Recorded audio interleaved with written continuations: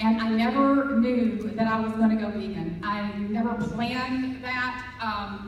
Even though I was a yoga teacher and taught yoga and meditation, I studied ahimsa and still ate animals. Because I didn't get the connection that even though ahimsa meant nonviolence, I never thought about nonviolence meaning you don't eat animals. You just don't be mean to people and you don't kill them too bad, you know? You just make sure that when you're killing them, you do it humane.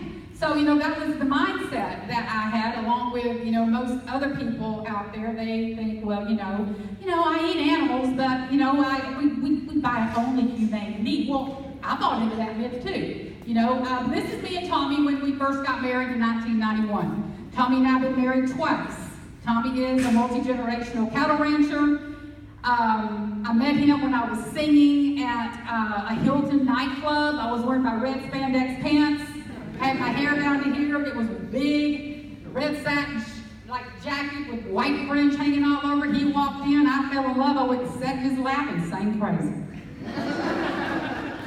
Yeah, he was crazy. Yeah.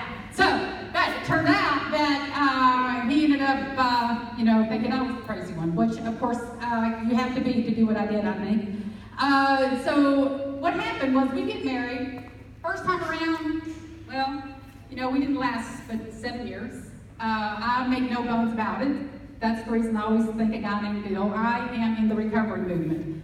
I don't shy away from saying that out loud because I've been in it for 29 years. And recovery to me, thank you. Recovery to me is as big a part of my life as going vegan has been in my life. It is huge. And so what happened is when I was married to Tommy, I had, what some would consider a relapse. I really did. And so it was pretty drastic. And me and Tommy didn't survive that marriage. Not because we didn't love each other, but because it got pretty wild. Well, we get remarried, and I moved to the ranch in 2009, and he had acquired this ranch in between the time we had been divorced. Tommy comes from a long line of ranchers. His heritage dates back that he knows to the 1890s. He actually has the brands. If you look at this picture right here, this is the SON brand. He has 2 of them. He has the spurs that his great-grandfather wore with nickels on them. And Tommy is a man of tradition. He cherishes his history. He cherishes family values, culture. I remember watching my husband with our 3-year-old nephew, Adam, on his lap when we were married the first time, teaching him to shoot his first deer. I watched my husband show him by pulling the trigger, and I watched that deer fall. It was a spike. Tommy and Adam were so proud of that spike. My home was filled with antlers, with heads. A great big elk hung in the big wall, the big high arch ceiling. And Tommy called it a relic. It was a relic. His great-grandfather killed that deer, that elk, and it was a relic that was supposed to be passed on. So this is who I married. And he wasn't a bad man, just like we just heard.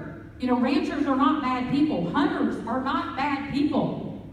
This is what they're taught. It's tradition. It's culture. And that's the reason my talk is evolving into a discussion about the fact that we have got to understand if we're going to change the fabric of the people we love, if we are absolutely going to inspire them to change, we have to not even understand, we have to stand under tradition. We must understand that it's huge. You can't just change a person because you get it. You're dealing with thousands and thousands of years of tradition. So Tommy and I get married. Rowdy girl up there becomes